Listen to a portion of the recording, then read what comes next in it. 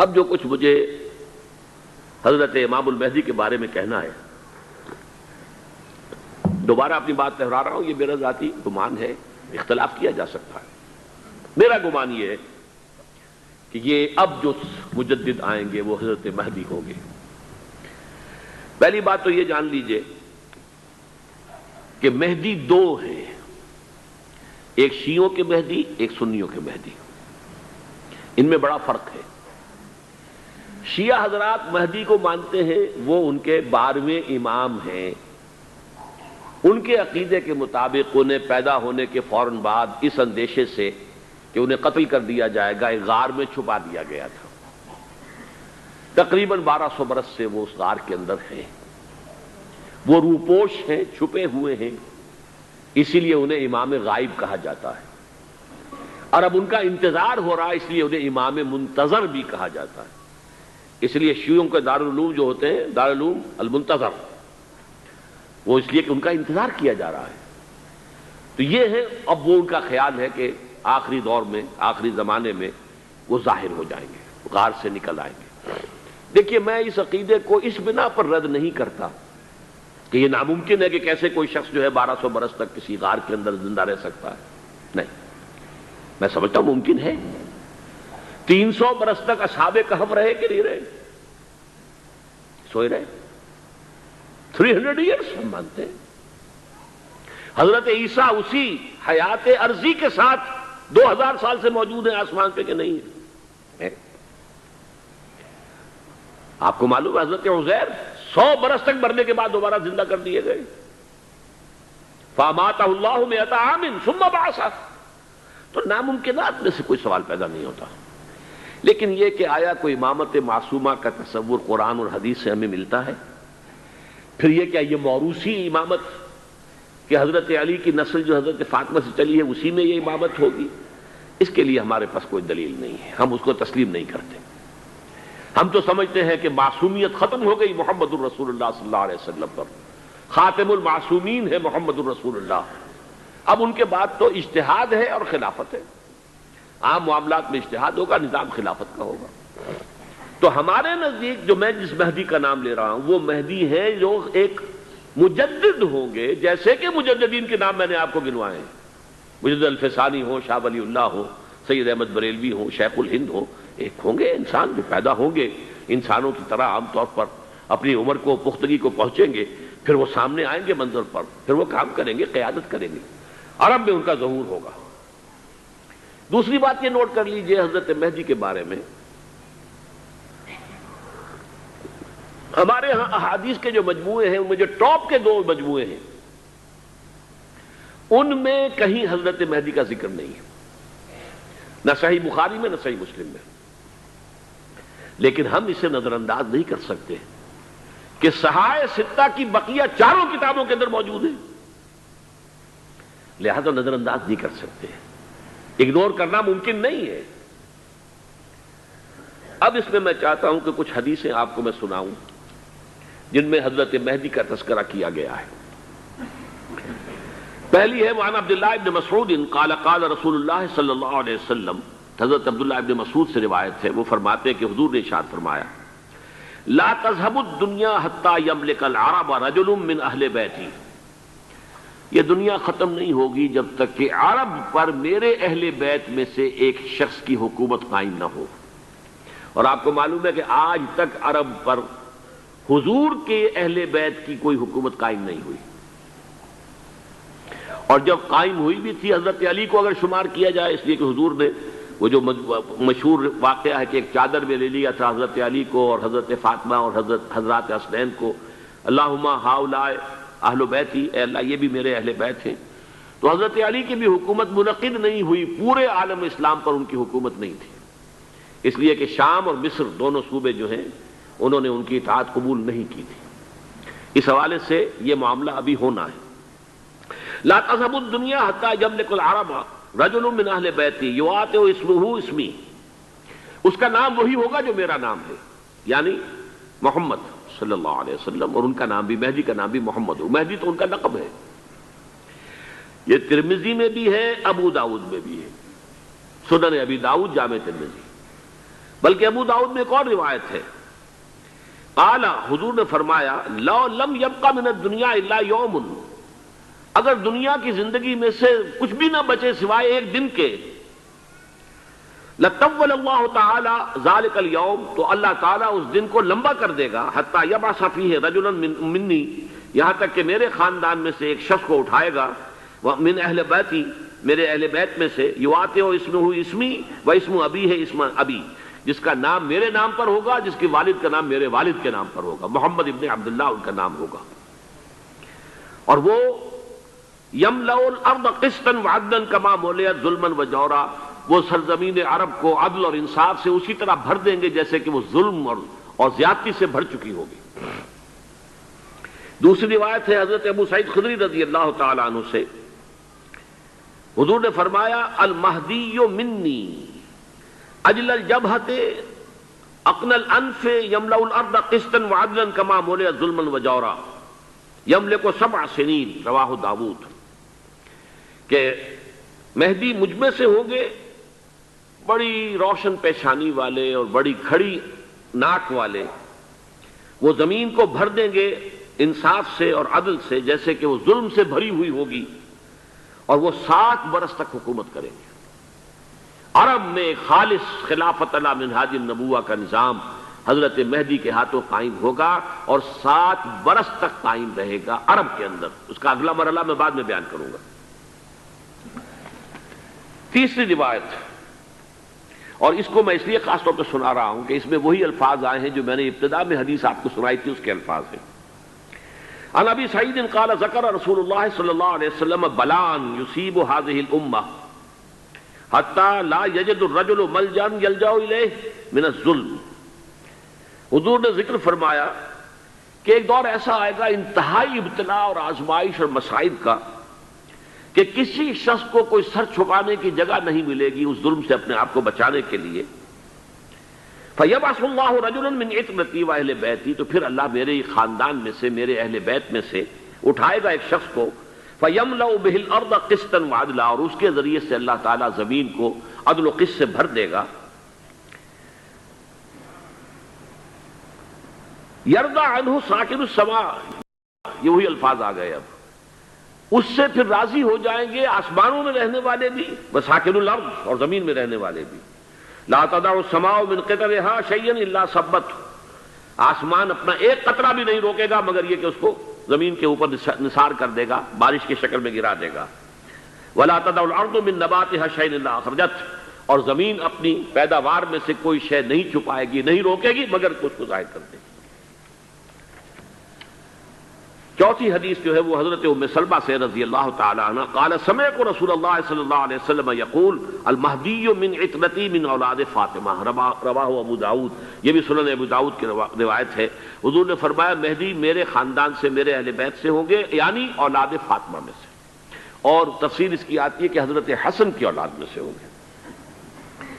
پانچویں حدیث میں آپ کو سنا رہا ہوں، اور اس میں ایک عجیب مشابہت آپ کے سامنے آئے گی حضرت عمر بن عبدالعزیز کے ساتھ، یہ اول اور آخری کڑی کے درمیان مشابہت۔ عن علی رضی اللہ تعالی عنہ، یہ حدیث جو ہے مسند احمد ابن حنبل میں بھی ہے اور سنن ابن ماجہ میں بھی ہے۔ قال قال رسول اللہ صلی اللہ علیہ وسلم المہدی منا اہل البیت یصلح اللہ فی لیلۃ، مہدی ہم میں سے ہوں گے، ہمارے اہل بیت میں سے، اور اللہ ایک ہی رات میں ان کی اصلاح کر دے گا، یعنی وہ پہلے سے کوئی زیادہ روحانی یا دینی کوئی اس سے طرح کی شخصیت نہیں ہوں گے، لیکن ایک ہی رات میں اللہ تعالیٰ ان کی سیرت و کردار کے اندر انقلاب عظیم برپا کر دے گا۔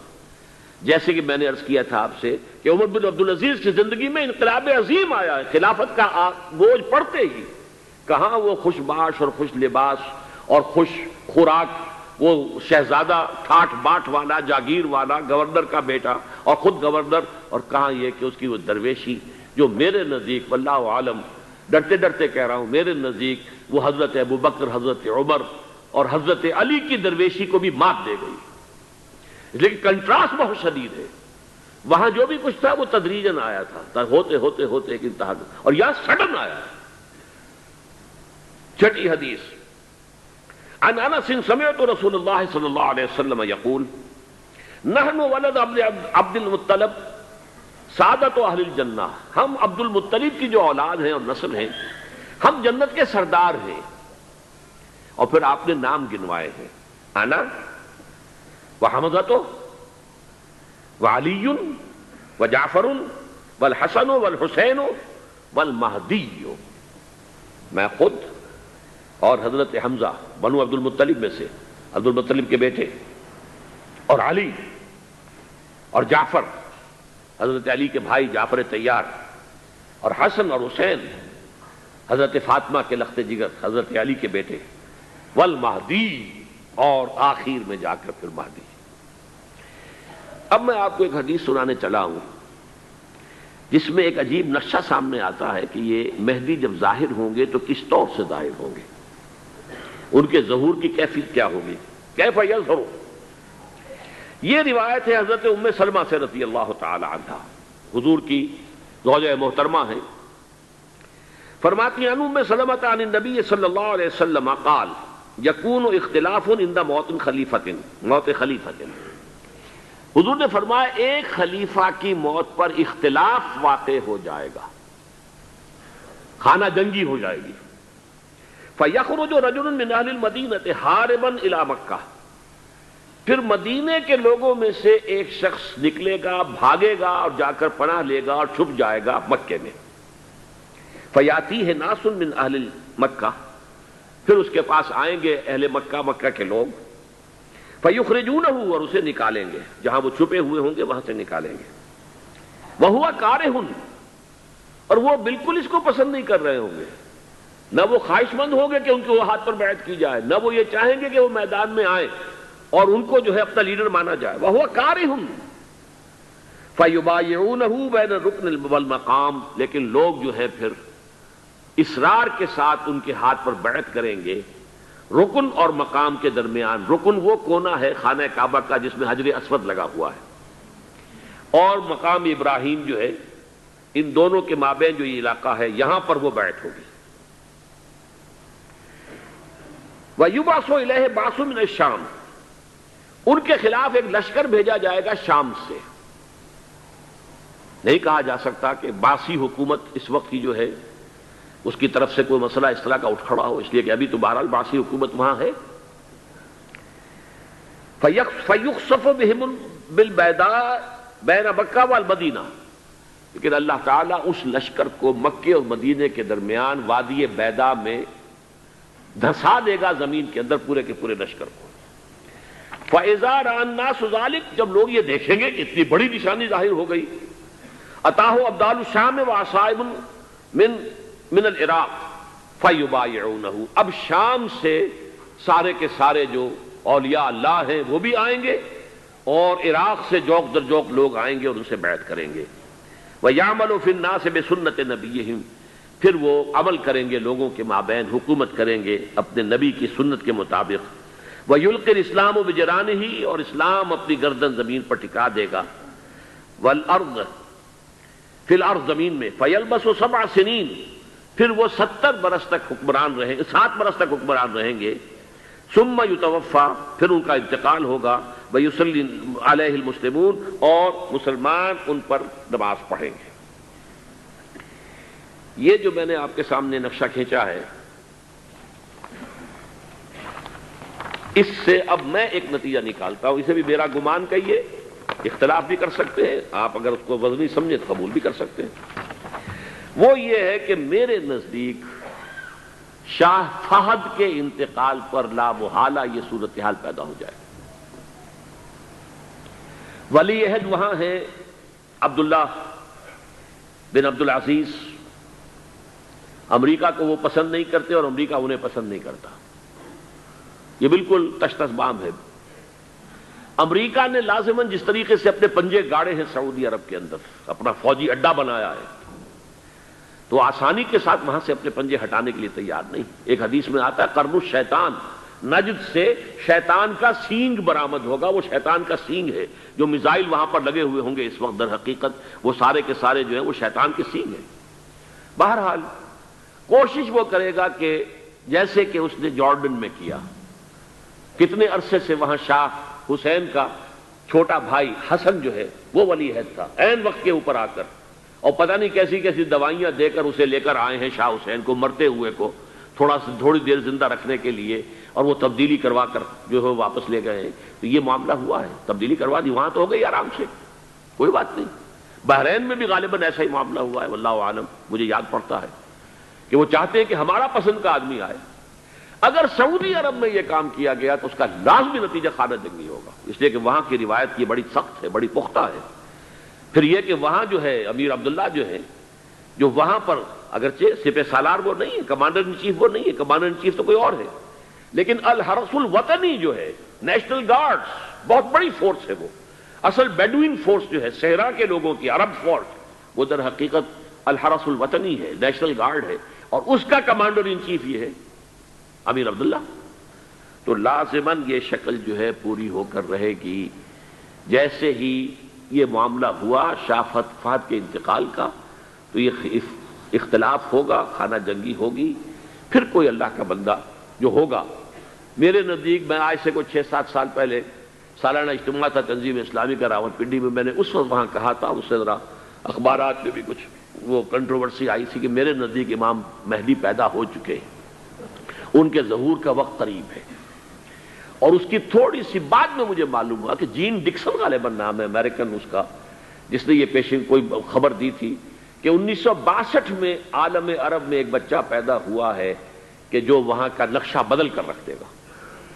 یہ جین ڈکسن کی غالباً پیشن گوئی ہے۔ بہرحال مجھے اس کی پیشن گوئی سے کوئی دلچسپی نہیں ہے، میں تو جو احوال دیکھ رہا ہوں، یعنی اسرائیل کا قائم ہو جانا، اور اس کے بعد اب یروشلم کا مسلمانوں کے ہاتھوں سے نکل جانا، اور اب گویا کہ وہ الملحمۃ العظمیٰ جو ہے تلی کھڑی ہے، کسی بھی وقت جو ہے یہ جو ہے وہ لاوا پھٹ سکتا ہے، آتش فشاں پھٹ سکتا ہے۔ تو یہ تمام حالات ایسے ہیں کہ جن کی وجہ سے میں سمجھتا ہوں کہ ایک تو جو قرآن مجید کے اشارات میں نے آپ کو بتائے، 14 صدیاں 14 دن میں چاند کا پورا ہونا، والقمر اذا اتسق، 14 دن میں 14ویں کا چاند۔ اسی طرح اب یہ 14 صدیوں کے بعد یہ صدی جو 15ویں صدی ہے، یہ در حقیقت ظہور امام مہدی کی صدی ہے۔ لیکن یہ کہ امام مہدی کی حکومت قائم کرنے کے لیے کون لوگ آئیں گے؟